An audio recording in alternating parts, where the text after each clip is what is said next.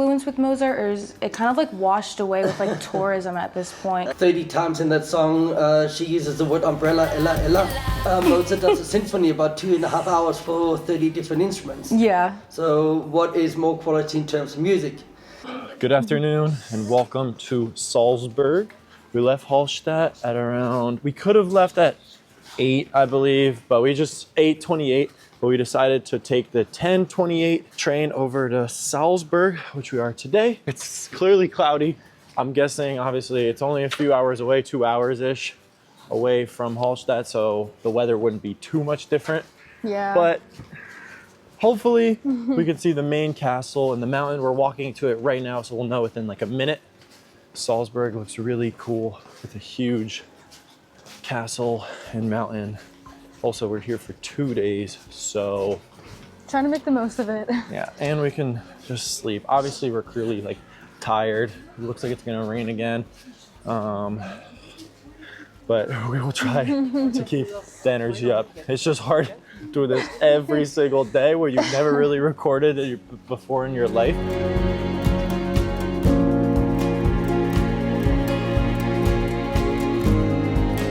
Salzburg is the birthplace of Mozart and home to one of Europe's best preserved old towns and the setting of Sound of Music. But beneath all that, Salzburg has some wild history. The city was once its own independent state ruled not by kings but powerful prince archbishops who amassed wealth from the region's blossoming salt trade. Hence the name Salzburg, meaning Salt Fortress. The entire historic center is a UNESCO World Heritage Site packed with medieval streets, ornate churches, and Austria's oldest restaurant, St. Peter Stiftskeller, which has been serving food since 803 AD, making it over 1,200 years old. Bear with us, it is freezing and it's kind of hard to move our chins, so if some words are off, just keep that in mind. Yeah. Beneath the city, there's an underground world of hidden catacombs carved into cliffs, and high above, you'll find Europe's largest fully preserved castle, the Hohensalzburg Fortress, which was never successfully conquered. Salzburg also has a surprisingly edgy side beyond its classical music and grand palaces. The city has a thriving art scene, unique coffee culture, and even a growing reputation for craft beer.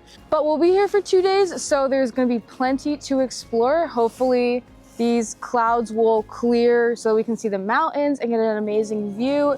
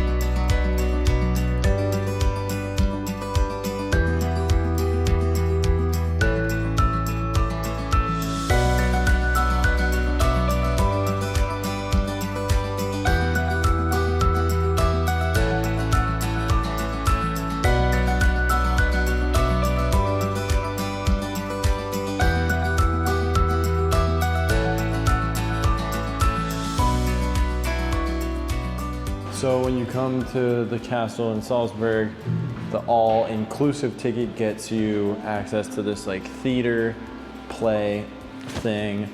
Obviously no disrespect to the castle or anything, it just was not our favorite. A little boring, and total maybe $10 total for the both of us more. And it was just like a movie kinda. I think there's one more thing included with the all-inclusive ticket, so we'll check that out to make sure if it is worth it, but for now, just stick to the basic ticket.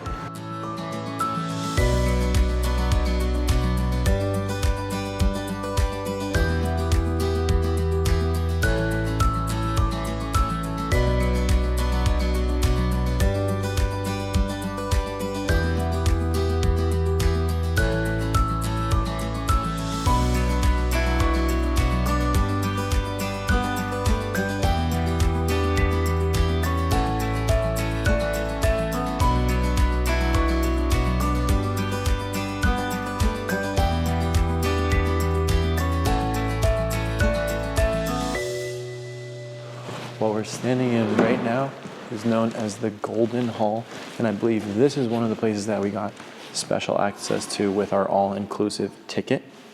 Again, inside the Hohensalzburg Castle, and this isn't just grand, it's designed to impress.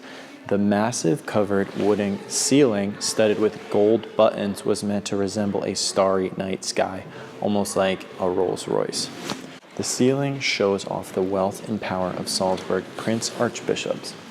Holding up the whole room are these twisted columns made out of marble. As you can see, all along the walls and ceilings are the coats of arms that we have seen actually all across the different medieval castles in Europe. But here they are the powerful German cities and bishoprics. But the strangest one, a turnip. This was the personal symbol of Archbishop Leonard von Kuchach, the guy who expanded the fortress in the 1500s. You'll see turnips hidden all over the castle, a not so humble reminder of his rule. Whether it meant he had a thing for farming or he just wanted to put his mark on everything, no one really knows, but it definitely makes one of the weirdest symbols of power in any castle. In the next room over, you will be in the Golden Stube, and here you will find a beautiful ceramic tile stove that stands as both a functional piece and a work of art. Dating back to the early 16th century, this Majolica stove is one of the oldest tiled stoves in Europe. Its intricate design features vibrant tiles adorned with floral and fruit motifs, reflecting an artistic transition from Gothic to Renaissance styles. Beyond its aesthetic appeal, the stove showcases the advanced heating technology of the time, efficiently warming the room while serving as a symbol of wealth and sophistication.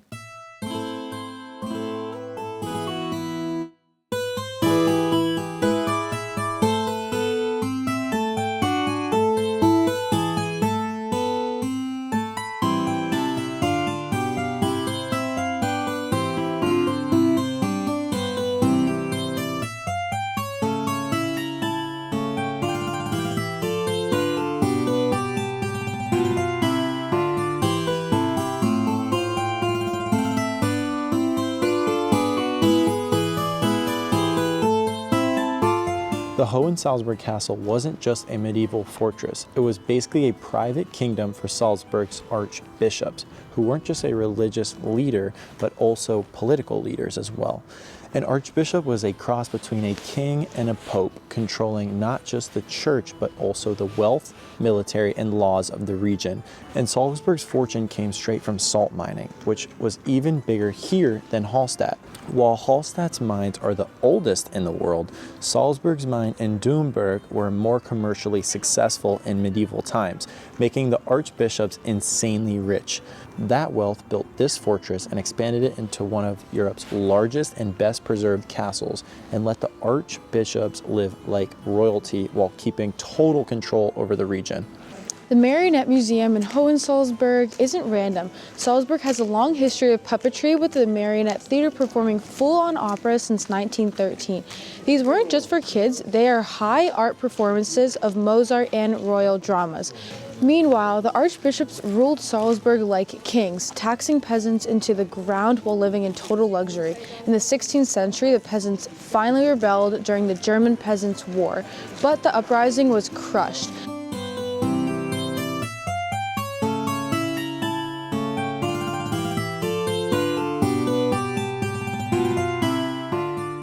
But one thing that makes Hohensalzburg different than most castles is how long it stayed in use. Most castles became obsolete once gunpowder and cannons came along, but this one was continuously used and updated for over 900 years, even into World War I, when it served as a prison for Italian POWs. Walking through it, you'll see not just medieval swords and armor, but also machine guns, machetes, and full military uniforms. The castle was actually never taken by force, and by the time warfare had advanced enough to destroy it, it was already being used for other purposes. So while most castles bring to mind knights and catapults, Hohensalzburg evolved all the way into modern warfare, making it one of the most unusual and long-lasting fortresses in history. My review of the Hohensalzburg Castle, I would probably give this a solid Like, I guess like 6 out of 10. I don't know. I mean, it's like a really cool castle, but it's definitely like not my favorite. And I mean, the only thing I would really want to see is the panoramic view of the whole city. That's really cool.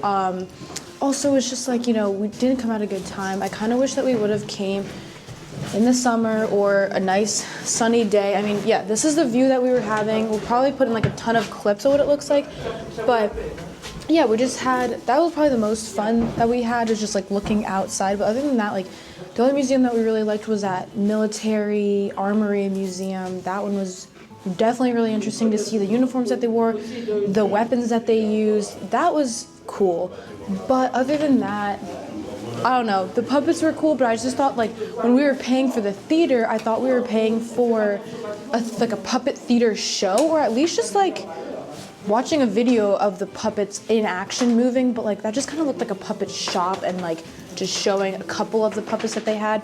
Hopefully while we're here we can actually see a puppet show, but other than that, it's really cool. But I would just totally just buy the basic ticket, or just come up here and walk around for free. I don't really think you need to go to the museums. Obviously, no disrespect to any of the places that we have been going to, but kind of like Sophia was saying, it just was a little boring. You can, you know, with the Prague Castle, you could walk around the castle. You don't even need to get the all-inclusive. That was like not really anything special. It was the puppet show and then that golden room that we went into. I mean, the information we provided on the golden room, that's kind of all you really need to know. Castle is really, really cool to look at, but even on the inside, the interior is like okay. It doesn't really look that old, even though obviously it is, but a lot of history, but like it was okay. Not our favorite castle. It's gonna be. It's a cool one. Yeah, it's gonna be crazy when we drop our top 5 castles of Europe because I don't even really remember all of them right now, but.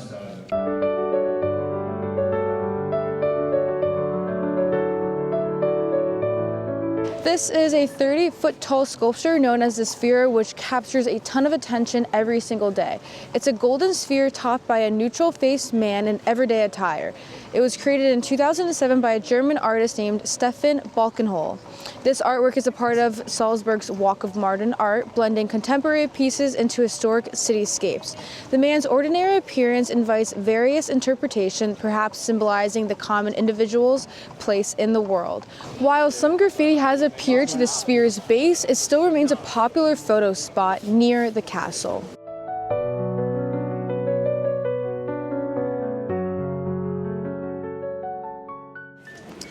We are at Mozart's birthplace. We are currently inside Mozart's birthplace at Get Rid of Gross 9, and it isn't just a museum, it's packed with hidden history. Before Mozart's lived here, the building belonged to a court apothecary in 1585, which is why the facade still features a coiled serpent in a lion's mouth, a symbol linked to Apicius, the Greek god of medicine. Inside Mozart's third-floor apartment, which was surprisingly small, with just a few modest rooms where Wolfgang composed some of his earliest works. One of the most fascinating artifacts is Mozart's childhood violin, which is still preserved today, is currently here. The house also holds original letters, certificates, and memorabilia, offering a rare glimpse into his personal life.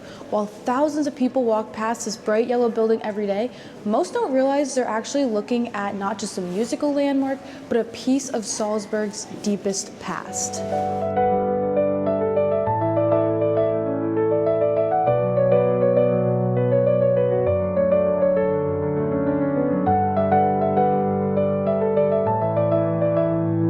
For those of you who haven't heard, Austrian weather is not really treating us that nicely. Now we're gonna go to that restaurant. It's St. Peter's restaurant? Something. Yeah. St. Peter's something. Go there right now. Also tomorrow we have to re-up on bathroom stuff, but you guys don't care, so let's go for the night. Heading to St. Peter's Stiftskeller. It is the oldest restaurant in Europe. Maybe they claim it's the oldest one in the world. It was established in 803 AD.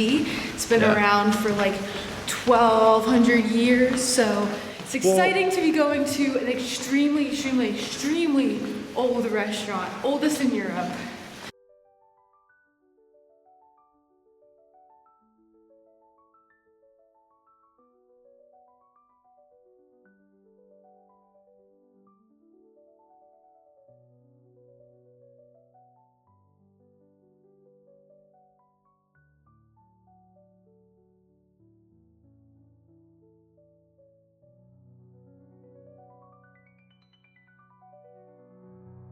So we went in the restaurant, all the waiters, you know, business casual, super.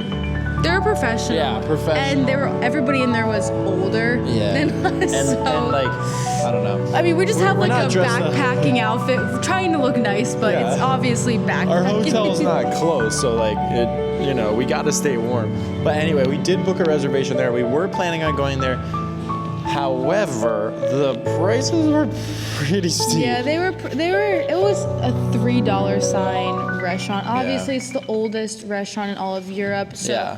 what are you gonna expect from something like that? But Yeah. I did check on TripAdvisor and I checked the menu, and I kind of just went off like the large salad because that's what I was planning on getting was like the large salad, which was for like $11. The small was $6, right? Yeah, the small was like $6, the large was $11, and then when we get here, we was checked like the menu, and the $6. price completely went up. So I'm Yeah. like, are you joking? I don't know if it's like a Yeah. tourism thing. I don't know, but Maybe it was he just gave us a tourist menu. I don't know.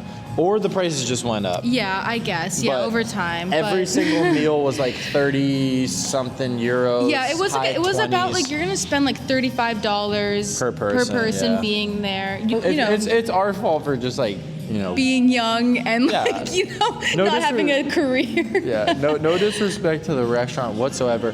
I'm sure it was great. We just wanted to go in because it, you know, it's supposedly the oldest. They claim to be the oldest in the world. And we just wanted to see the vibe inside. You could smell the oldness. It just smells very old and woodsy, like Yeah, you know, it just just smells like- how you would like a want it to basement, smell. You know, kinda. just like a nice old classic smell. You don't want it to smell like I don't Like know, just something like fast food Febreze. and crap. You know, you want it to smell old and classic, and that's kind of what we got. We'll be back there in the future when we actually have some bread.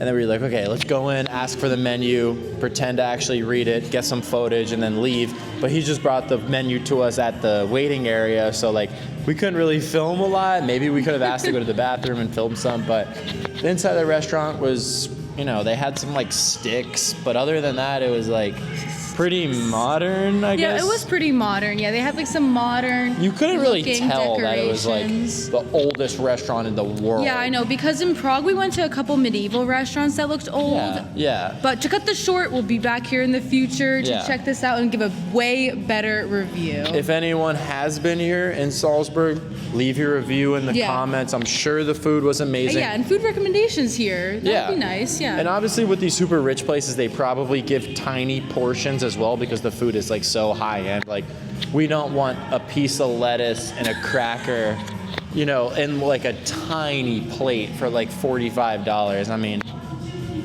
but I'm think sure the it food's was- amazing. It was just like we want some like old, creepy, like, you know, this is outside the restaurant right here, this weird like little cave section. Like I would eat out here. Yeah, like maybe they do this in the summer. It looks like they got benches and stuff. We are not going to We're not gonna the Mozart give in. chocolate stores here. Yes. It looks like just chocolate with a picture of Mozart Yeah, it looks on like it. a chocolate. It looks like a filled chocolate with like many different Cream, maybe? different cream. So we're not going to be giving into that. We're Yeah. going to be normal tourists here Yeah. that are not like annoying tourists that just buy into anything. Yeah. We'll leave Mozart. We'll just leave him Mozart alone. Yeah. So we went to another restaurant, again, 33 euros for any kind of meal. So we popped into this restaurant. Here's the name of it right here.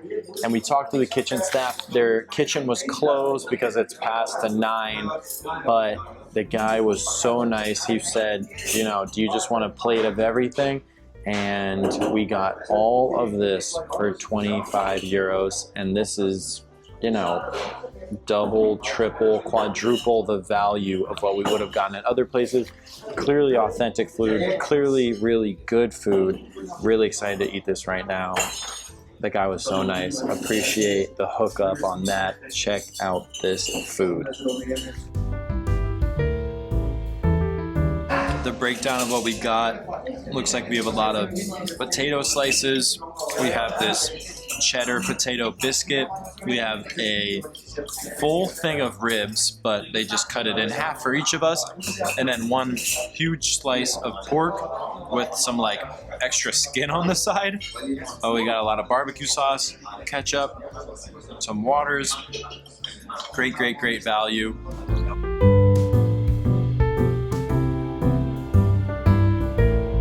But we are here at the bus station eating some protein pudding. Please don't throw up. Sophia's right here. We're trying to figure out the mic to the phone this time because the camera is downloading to the laptop. Technology. So we are going to the Mozart concert right at the base of the castle here, and really excited for it. Student tickets, it was around $60 total. We also got a discount linking Eurorail to get your guide. So 1.5 hour show. We had the option to get the 3.5 hour with some like VIP dinner, but $200. I mean, I love music, but 1.5 hours, classical, live, beautiful music. Seems like we might be a little late. It is, starts in 20 minutes. The bus comes in 2, and it should be around 15 minutes till we get there. So we might have like 5 minutes to spare, play around with.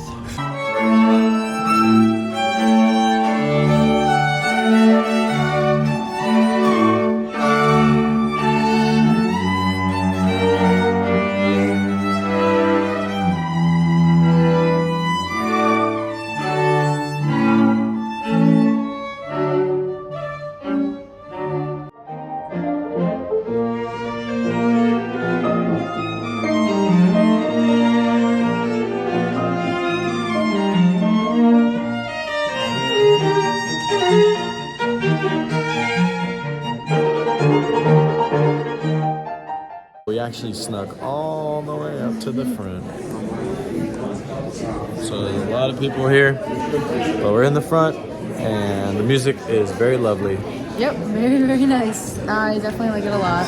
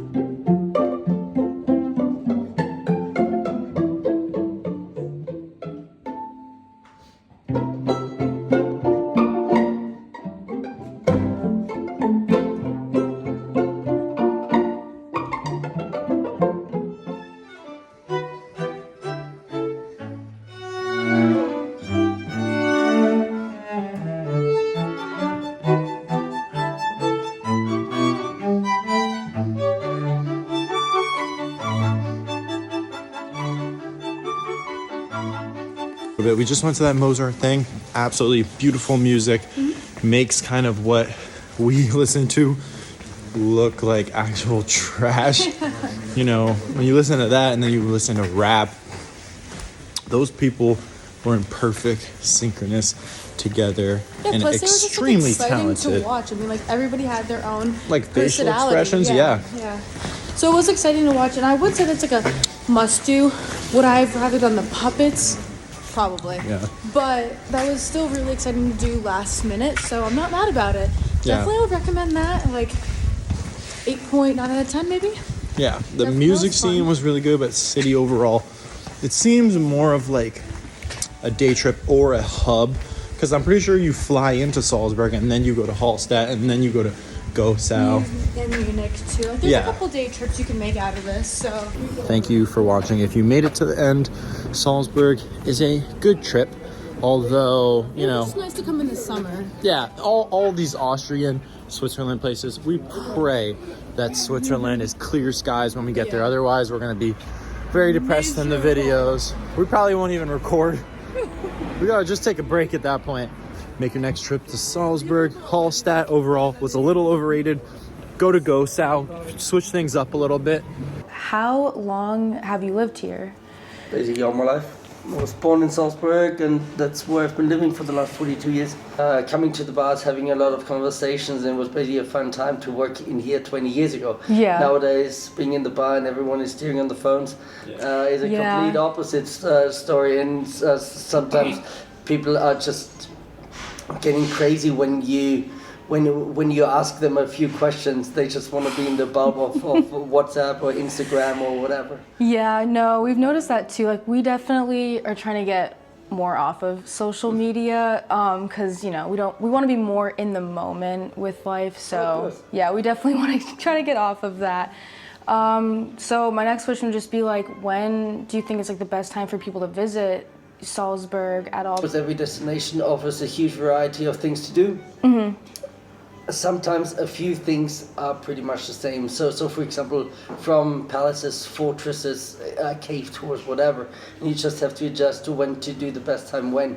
You don't have to do the salt mines, for example, in Salzburg. Yeah. If you're still gonna go to another 2-3 destinations on your travels that also have salt mines or any other cave tour, at the end it's just basically your own story. Hallstatt and Gozo are definitely lovely places. The big problem that these destinations have is the fact that no one is staying there. Everyone is using it for a day trip.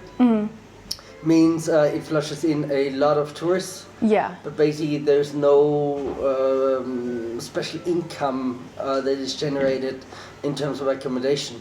Is there any like real influence with Mozart, or is it kind of like washed away with like tourism at this point? Because we've seen a lot of like candy shops with his like face, at least like 10 yesterday. Then we like saw, I believe it's his house with like his real violin and documents in there. Not really. I mean, Mozart is still by far the biggest son of the city. It is just really depends on your personal interest. For example, if you like rock and R&B or whatever, and you're not familiar with classical music, then of course, Mozart potentially sound a little bit boring, or the other composer. If you're into classical music, you actually can see that Mozart is a superstar in the industry. Well, this guy is 250 years dead, and basically nowadays we all use the synthesizers, and we've got 15 songwriters and whatever. Rihanna 10 years ago did a pop song about an umbrella, and 30 times in that song she uses the word umbrella, Ella, Ella. Mozart does a symphony about 2.5 hours for 30 different instruments. So what is more quality in terms of music? He didn't have computers, he didn't have black writers or anything. This guy was just basically having a feather, some ink and a candle. And a big massive brain. Mozart still, in gross money, is still a world product. This guy, even being dead, still has a value of more than 11 billion euro nowadays. Is that with like all the tourism and stuff? Yeah, this includes basically any product that is sold via the brand Mozart. It goes from a concert ticket to a CD to any chocolate to any tour worldwide. Yeah.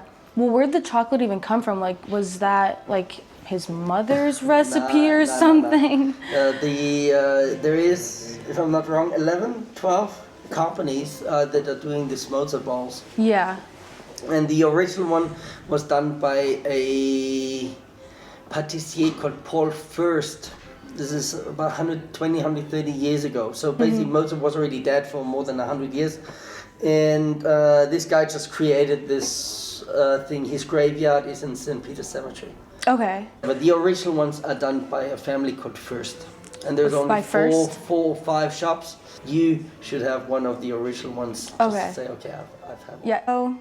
Yeah, that's pretty much all the questions that we've had today. It was really nice knowing you and getting to know your, past here and living here. Juxtaposed near a giant chest. Like, what the? No! 1 AD. Oh yeah, 1200 years. The world, I guess, started.